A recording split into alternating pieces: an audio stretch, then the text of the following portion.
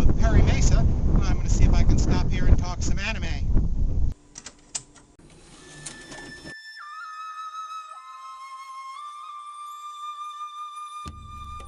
The Vampire Princess Miyu TV series is a 1997 revival of the characters from the 1988 OVA and manga. It's again produced by AIC, who were reviving a lot of their older anime in the late 90s. This TV series is released in North America by Tokyo Pop. The lead character is still Miyu, who's apparently 14 years old, and as the title says, she's also a vampire by birth. She plays a more mature character than the Miyu of the OVA, without the girlish giggles that I found so charming. Her background is also slightly different in this retelling than the one told in the earlier OVAs. In this world, there are creatures of darkness, or demons of various sorts, called Shinma. Miyu is the guardian who enforces the ancient compact that divides the darkness from the human world. She sends any stray Shinma who happen to get into our world back into the darkness. Miyu's companion is Raba, a Shinma from the West who now serves her. Unlike in the OVAs, Raba can talk in the TV series, and he can take off that mask. Raba does the muscle work when fighting Shinma. Miyu doesn't seem especially concerned about humans, however. Protecting them isn't her job, per se. Her job is chasing Shinma back into darkness. She often doesn't care if she does that before or after a Shinma has devoured a human. But Miyu does occasionally choose to care about some humans sometimes, according to her emotional whims.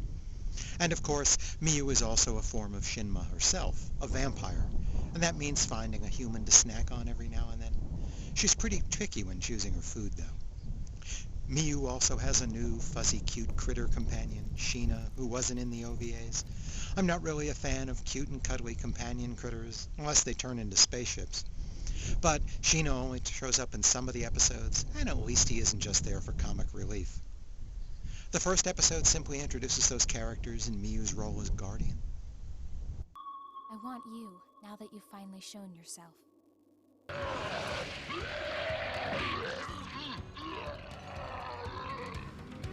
Lava!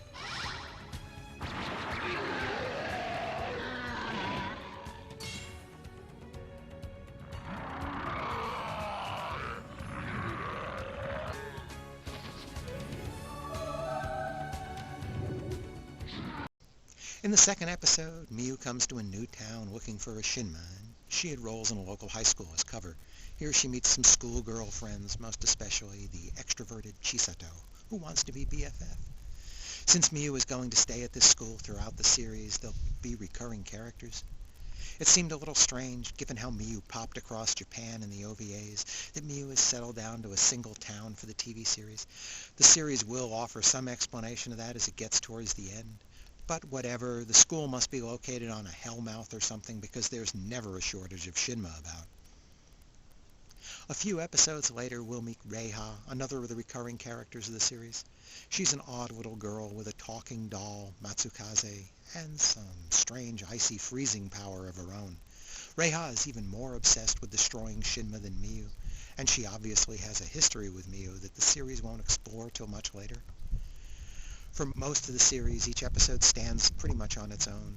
Each episode, a new Shinma poses a new problem, and Miyu will have to figure out what the Shinma's doing and then defeat it.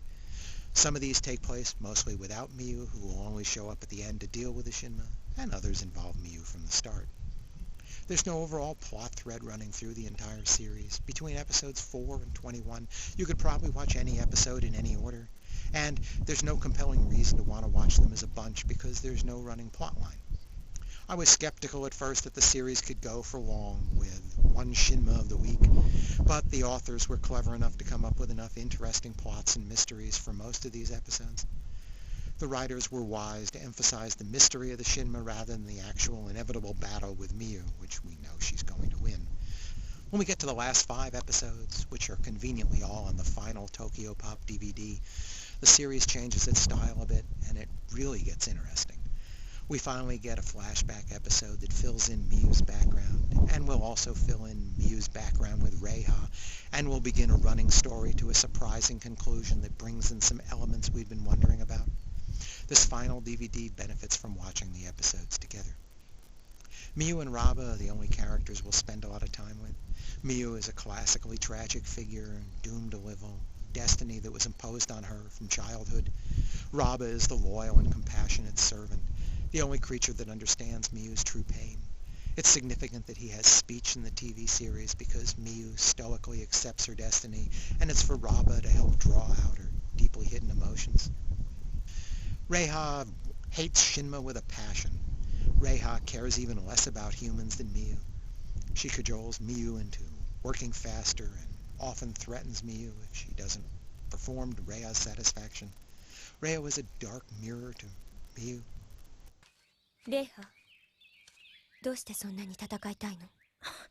決まってるじゃないか。それはもちろん。あなたじゃない。レイハが答えて。シンマが暴れますと、私のようなものが迷惑いたしますのよ。勝手ね。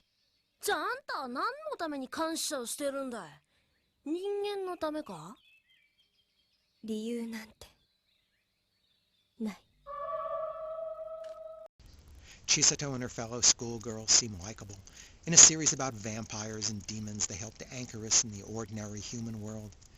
They aren't in all the episodes, so we don't get to know them really well, but they are used on the periphery of most of the stories, and they become more important as we move towards the series climax. The storytelling is serious, without interruptions for silliness, fan service, or trips to the beach or spa. The artwork keeps pretty much to the designs and appearance for Miu and Raba as the OVAs. The daytime of the human world is bright and crisply drawn with dark shadows for the night used as contrast. It keeps the same red-tinged look for Miu's world of darkness as the previous OVAs. Given the number of Shinma required, almost one per episode, and the designs being all different, some are interestingly unique and some are rather plain, generic monsters. The animation is economical, using plenty of stills in the ordinary world and concentrating the serious animation for the brief action scenes. This is a series about story, not fancy animation. Some of the production staff returned to the show from the original OVAs from 10 years ago. It's still directed by Toshiki Hirano, who also directed the OVAs and created the manga character Miu, together with Narumi Kakinouchi. The music is again by Kawaii Kenji, who provides a supernatural tone and traditional Japanese flavors. This doesn't have the same eerie feel as the OVAs, but it still works well as a story. The Tokyo Pop English dub is better than Animigo's dub was for the OVAs, but that's really faint praise.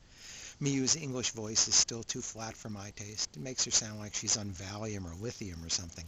So I much preferred the Japanese soundtrack than the subtitles.